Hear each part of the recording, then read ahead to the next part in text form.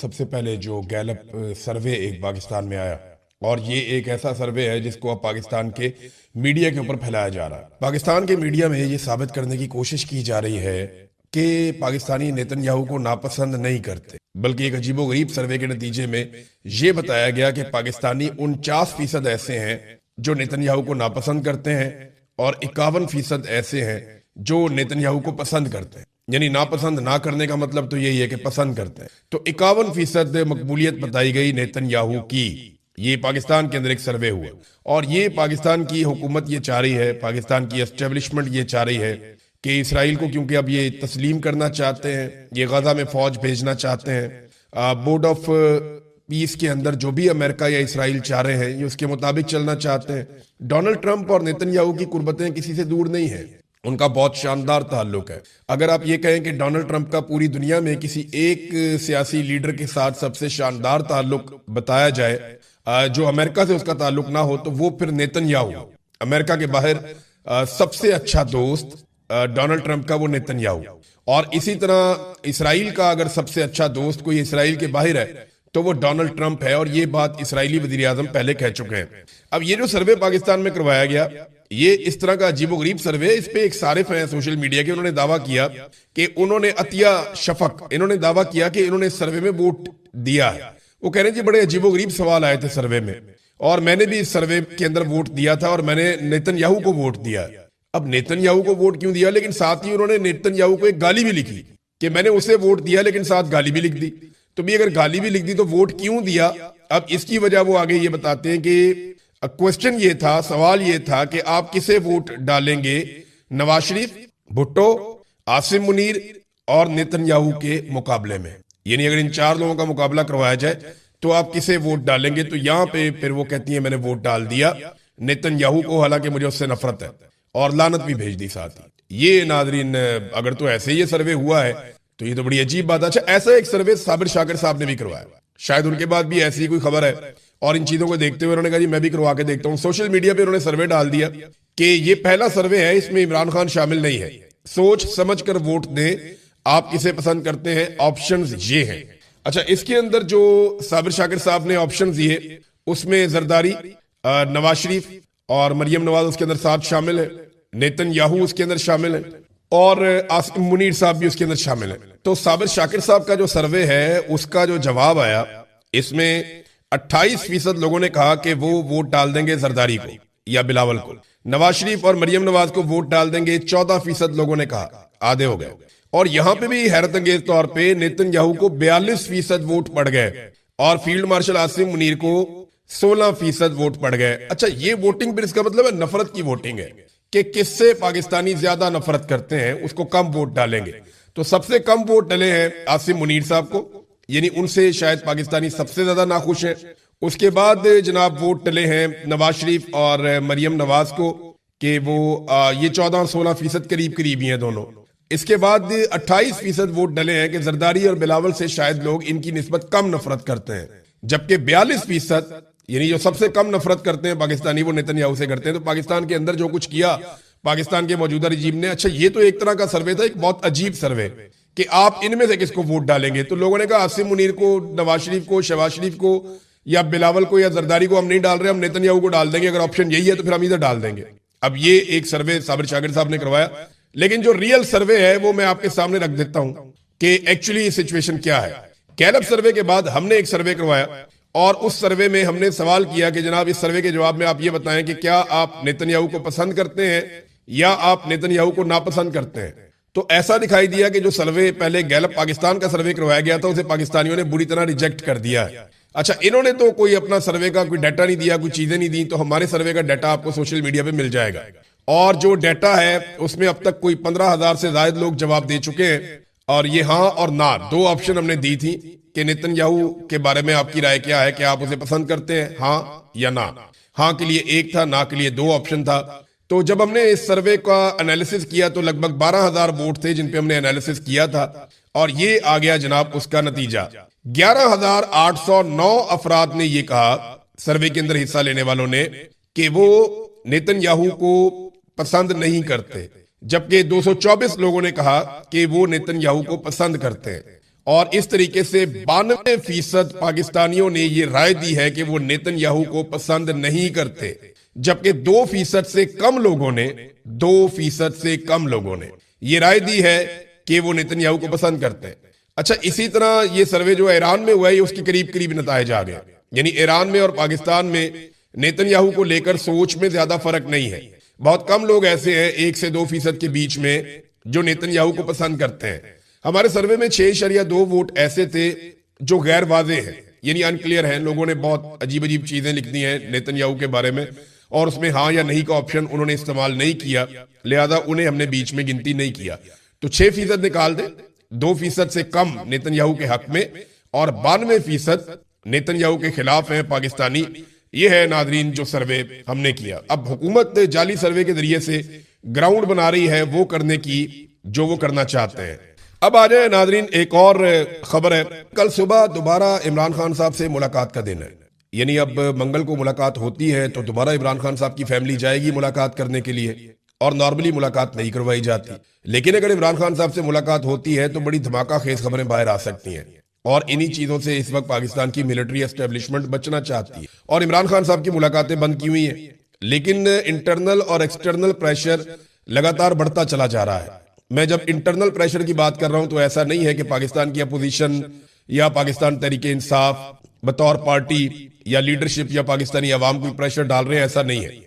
Internal pressure Imran Khan साहब का है, पाकिस्तान की मईशत का है, इमरान खान साहब की फैमिली का है। बस पाकिस्तान तहरीके इंसाफ और अपोजिशन के लोग जाकर सुप्रीम कोर्ट ऑफ पाकिस्तान के बाहर बैठे, उन्होंने जाके इमरान खान साहब के मुकदमात लगाने के मुतालबात किए, धरना दिया, वहां पे अलामती तौर पर देते हैं थोड़ी देर के लिए, वहां उन्होंने एहतजाज किया।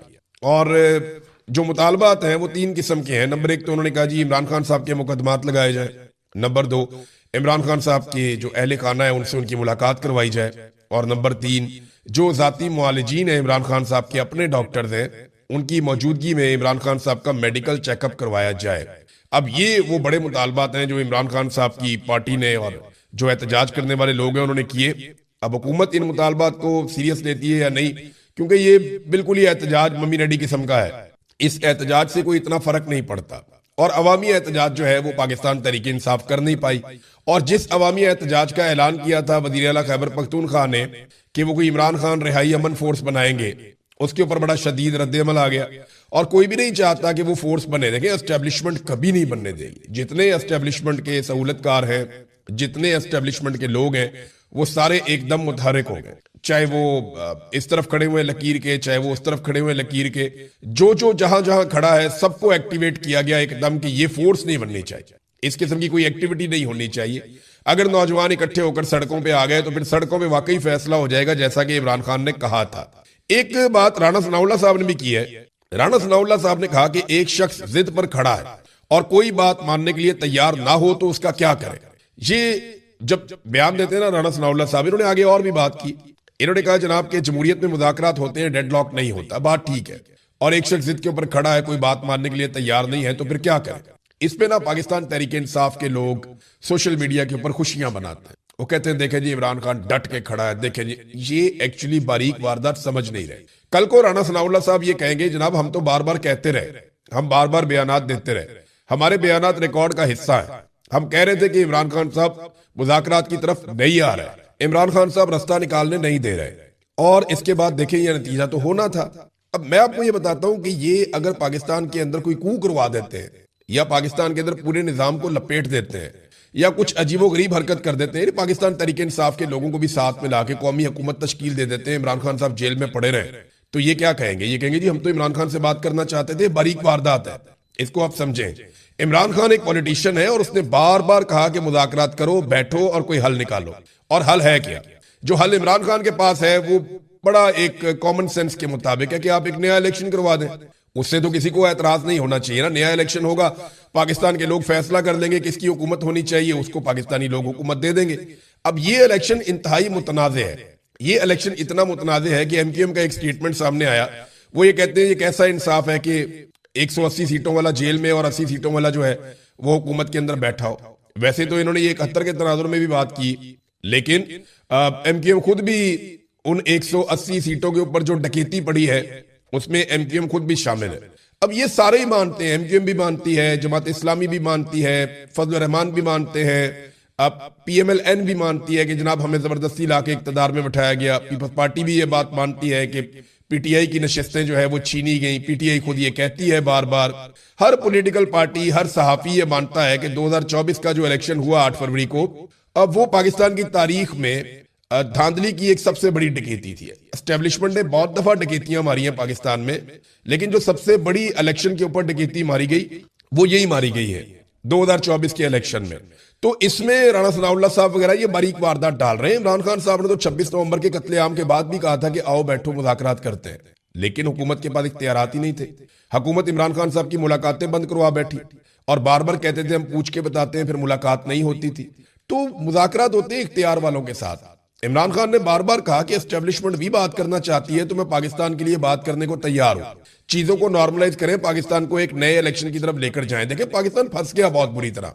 आसिम मुनीर साहब ने आर्मी चीफ बनने के बाद यह वादा किया था कौम से कि मईशत की बेहतरी 1 साल के अंदर आ जाएगी। उन्होंने काफी कोशिशें की, बड़ी भागदौड़ की, ये वाले मुल्क में चले गए, उधर जाके रहनुमाओं को मिल लिया, किसी और इदारे के सरबराहों को मिल लिया, सरबराह मुमलिकत मुख्तलिफ मुल्कों के, उनसे वो मिलते रहे। SIFC उन्होंने बना दिया, ताजरों और सनतकारों से भी मुलाकातें करते रहे। मुआशी मामलात में काफी सरगर्मियां उन्होंने की, जो उनका काम नहीं था वो काम करते रहे। अपना वजीर खजाना भी लेकर आए, मादनियात के ऊपर किया जी, और जो क्रिटिकल मिनरल्स हैं उनके ऊपर उन्होंने काम किया। खुद ब्रीफ केस लेकर, तोहफा लेकर चले गए अमेरिका में। क्रिप्टो के मैदान में उन्होंने काम किया, बहुत सारा। आसिम मुनीर साहब ने बड़ी भागदौड़ की, लेकिन कोई फायदा नहीं हुआ। पाकिस्तान में टकेगी सरमायाकारी नहीं आई, बल्कि जो पाकिस्तान ने सूट देना है आलमी इदारों को बैनुल अक़वामी सतह पे, उसकी रकम पाकिस्तान तहरीके इंसाफ के दौर में जो थी उससे दुगनी हो गई। यानी तहरीके इंसाफ के दौर में इमरान खान साहब जब वजीर आजम थे, तब जितना सूद पाकिस्तान को देना पड़ता था पिछले 70-75 साल के कर्जों पे, उससे दुगना सूद पाकिस्तान को अब देना पड़ता है। फॉरेन रिजर्व पाकिस्तान के जितने हैं उनमें तकरीबन 75 से 80% हमारे दोस्त मुल्कों के पड़े हुए, अपना पैसा ही कोई नहीं है, और सरमायाकारी पाकिस्तान में सिफर है। एक बहुत बड़ा फेलियर है जो आसिम मुनीर साहब के खाते पड़ गया है। हालांकि जो उनका अपना करने वाला काम था वो भी वो नहीं कर पाए। बदअमनी पाकिस्तान में बहुत ज्यादा बढ़ गई है, दहशतगर्दी की वाकयात जो है वो दोबारा सर उठा रहे हैं, हर तरफ दहशतगर्दी हो रही है। अभी करक में एक बड़ा अफसोसनाक वाकया हुआ दहशतगर्दी का। पहले FC की चेक पोस्ट के ऊपर अटैक किया गया, FC के जवान शहीद हो गए, उन्हें बाद में एम्बुलेंस में डाल के ले जाया जा रहा था, एम्बुलेंस के ऊपर अटैक कर दिया गया, और ये बड़ा अफसोसनाक है, बड़ा बुज़दिलाना हमला है। यानी एम्बुलेंस के ऊपर तो जंग के दौरान भी कभी 2 ममालिक में जंग हो रही हो तो एम्बुलेंस के ऊपर अटैक नहीं किया जाता, लेकिन ये बहुत ही गलत है, नामुनासिब है, लेकिन पाकिस्तान में हो रहा है। तो आसिम मुनीर साहब को एक बड़ा फेलियर है जिसका सामना है, और ये सारा कुछ उनके खाते में पड़ रहा है, क्योंकि जो पॉलिटिकल हुकूमत है वो बार बार ये कहती है कि जो कर रहे हैं आसिम मुनीर कर रहे हैं। वो कामयाबी बना के उनके गले में हाथ डालते हैं, बाद में पता चलता है तो नाकामियों का तौक है। तो सारा कुछ एस्टेब्लिशमेंट के खाते में जा रहा है, और पूरी तरह जा रहा है। चाहे जहाजों की खरीदारी हो, चाहे कोई भी चीज हो, हर जगह पे इनके ऊपर तनकीद होती है। अब मैं हैरान हो रहा था कि मरियम नवाज के जहाज के ऊपर इतनी तनकीद हुई, इतनी तनकीद हुई, सोशल मीडिया ने भी उठाया इसको, जो है पाकिस्तान के रवायती मीडिया ने प्रोग्राम किए, लेकिन जैसे ही एक जहाज जाके आर्मी चीफ के साथ जुड़ा, उसके ऊपर किसी ने प्रोग्राम नहीं किया, उसके ऊपर किसी ने बात नहीं की। क्यों? अब ये सवाल जो है PMLN के लोग भी उठा रहे हैं, मरियम नवाज के करीबी लोग भी ये वाले सवाल उठा रहे हैं। तो अब ये सोचना पड़ेगा पाकिस्तान की मिलिट्री एस्टेब्लिशमेंट को कि क्या वाकई इमरान खान साहब से बात करने का वक्त आ गया है, या अभी भी मजीद हठधर्मी के जरिए उन्होंने मुल्क चलाना है, क्योंकि मुल्क तो उनसे चल नहीं रहा। नाजरीन, जो फलस्तीन का और बोर्ड ऑफ पीस का मामला है, इसके ऊपर जो मजहबी सियासी जमातें और मजहबी रहनुमा है उनकी खामोशी बहुत अजीब है पाकिस्तान में। इस पे पाकिस्तान तहरीक इंसाफ ने एक मुतालबा भी किया है, और ये जेल में बैठे हुए जो शाह महमूद कुरैशी साहब हैं या उनके साथ जो दीगर असीरान हैं जो जेल के अंदर मौजूद हैं पाकिस्तान तहरीक इंसाफ के, उन्होंने बड़े अहम मुतालबात किए। उन्होंने कहा जी सारी जमातों को इकट्ठा करें, एक कॉन्फ्रेंस बुलाई जाए, और जो 2 रियासती हल है उसके हवाले से पाकिस्तान के अंदर बातचीत होनी चाहिए। तमाम फ्रीकैन को फलस्तीनी अवाम के हक़ खुद इरादियत की अपनी हमायत का दोबारा से आदा करना चाहिए। फिर उन्होंने ये कहा कि जो अक़वाम मुत्तहिदा के चार्टर में जो चीजें हैं उनसे हटकर आप कुछ कैसे कर सकते हैं, एक ऐसे बोर्ड ऑफ पीस में आप क्यों जा रहे हैं जो अक़वाम मुत्तहिदा के चार्टर से दूर हट रहा है। और दूसरा उन्होंने ये भी कहा कि जो अक़वाम मुत्तहिदा के मुस्तकिल अरकान हैं उनमें से अमेरिका के अलावा बाकी सारे इस बोर्ड का हिस्सा क्यों नहीं बने। ये अहम सवाल आते हैं, इन पे बहस करनी चाहिए, बैठकर बात करनी चाहिए। ये जो लेटर लिखा गया है, ये शाह महमूद कुरैशी, डॉक्टर यास्मीन राशिद, एजाज चौधरी, मियां महमूद रशीद, उमर सरफराज चीमा, ये जो सीनियर पाकिस्तान तहरीक इंसाफ की क़यादत है, उन्होंने जेल से कहा है कि बैठे इसके ऊपर बात करें, लेकिन मौलवी आपको पता है चुप है, बिल्कुल बात ही नहीं कर रहे। और ना इसके ऊपर मजहबी सियासी जमातें, फजल रहमान जमात इस्लामी, ये लोग इस पे बात ही नहीं कर रहे। तहरीक लब्बैक को वैसे ही कुचल दिया, वो इसी पे एहतजाज करने निकले थे, उन्हें एडवांस में कुचल दिया गया, तबाह बर्बाद कर दिया उन्हें। नाजरीन, मैं मईशत की बात कर रहा था, तो 4 सालों में जो पाकिस्तान में गुर्बत में इजाफा हुआ ना, इमरान खान का दौरे हुकूमत जाने के बाद, वो 18% से 29% तक चली गई गुर्बत, यानी 60% तक पाकिस्तान में गुर्बत के अंदर इजाफा हुआ है इमरान खान साहब के जाने के बाद। और देखिए, ये जो पैरामीटर्स हैं, ये हुकूमती पैरामीटर्स हैं,